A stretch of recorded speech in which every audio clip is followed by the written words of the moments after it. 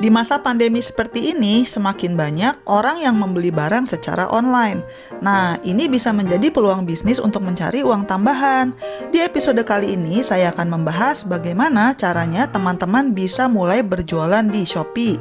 Selain membahas cara mendaftar, saya juga akan memberikan tips bagaimana cara mendapatkan orderan pertama dan menjelaskan bagaimana Shopee menilai toko kalian supaya tidak kena masalah. Sebelum saya membahas detailnya, jangan lupa untuk subscribe dan like karena channel ini membahas berbagai cara yang bisa mendatangkan uang tambahan. Jangan lupa juga untuk nyalakan lonceng notifikasinya supaya kalian tidak ketinggalan setiap kali ada episode baru. Selamat menonton!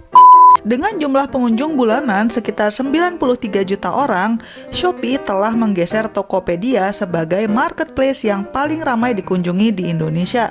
Dan semakin ramai marketplace-nya, maka semakin besar juga kemungkinan dagangan kalian bisa laku. Untuk mendaftar jadi seller di Shopee, kalian bisa melakukannya lewat HP atau lewat laptop.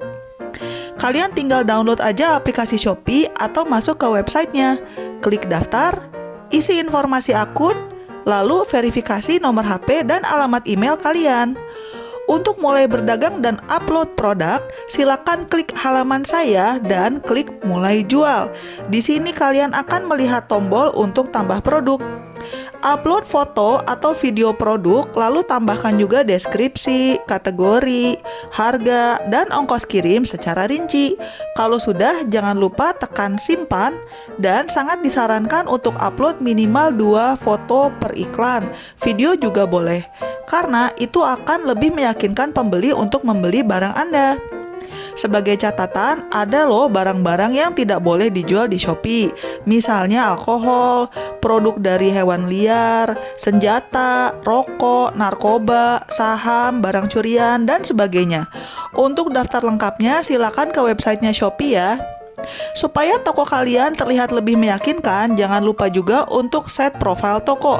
Kalian bisa menamai toko apa saja, tapi saya sarankan namanya untuk konsisten di berbagai marketplace dan sosial media supaya lebih mudah dicari orang. Di sini kalian juga bisa memasukkan alamat toko dan nomor yang bisa dihubungi. Kalau mau upload foto atau video juga bisa.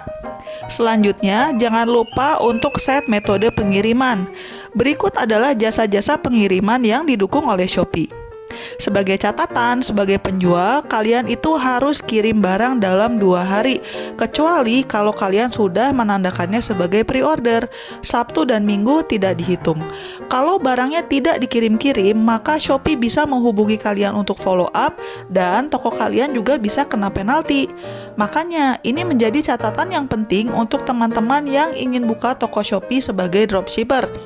Penting banget untuk kalian memilih supplier yang terbukti memang punya ready stock dan cepat mengirim barangnya. Jangan sampai toko kalian di-ban gara-gara ulah supplier. Oh iya, jangan lupa juga untuk menambahkan rekening bank ya, supaya hasil penjualan bisa ditransfer Shopee ke rekening kalian. Caranya tinggal pilih aja rekening bank di Seller Center dan set dari sana. Nanti kalau kalian sudah dapat uang, kalian bisa menarik uang tersebut juga dari Seller Center. Tinggal pilih aja saldo saya atau saldo penjual, kemudian tekan tarik dana. Gampang kan? Nah, sekarang kalau sudah buka toko, pertanyaan selanjutnya, gimana caranya supaya ada yang beli? Ada beberapa tips untuk memperbesar kemungkinan ada yang beli barang kalian. Yang pertama, berikanlah jasa kirim gratis. Caranya, silakan masuk ke Shopee, lalu pilih menu gratis ongkir ekstra di halaman utama. Kemudian kalian pilih menu semua gratis ongkir, scroll sampai bawah, lalu klik daftar sekarang.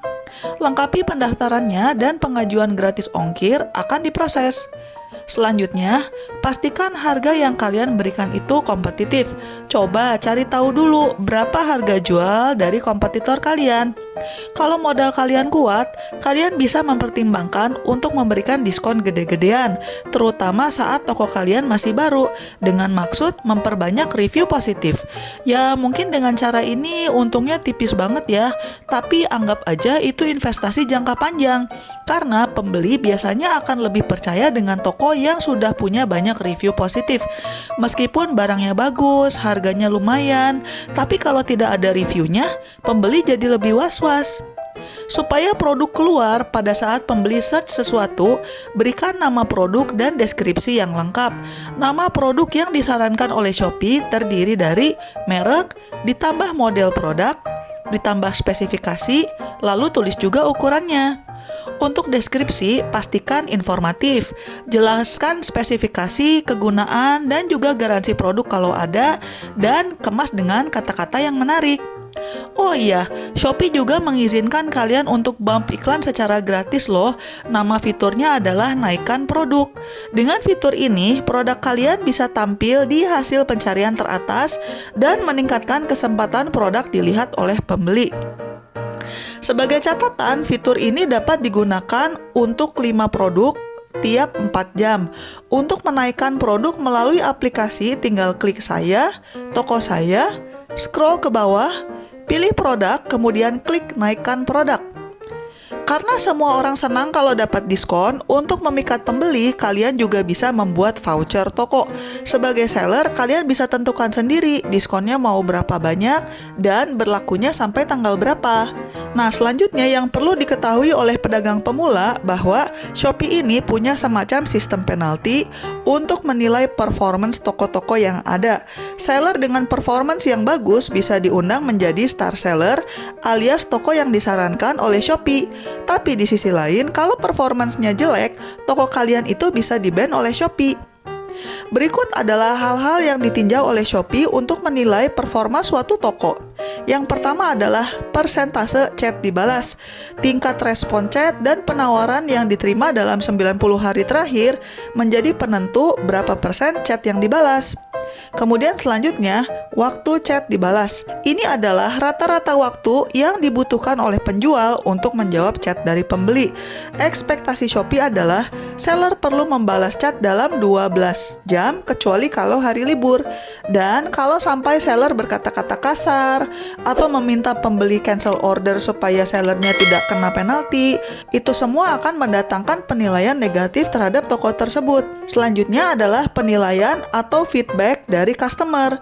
Jumlah rata-rata semua penilaian pesanan atau review yang diberikan pembeli di toko Anda akan juga menjadi salah satu hal yang dinilai oleh Shopee.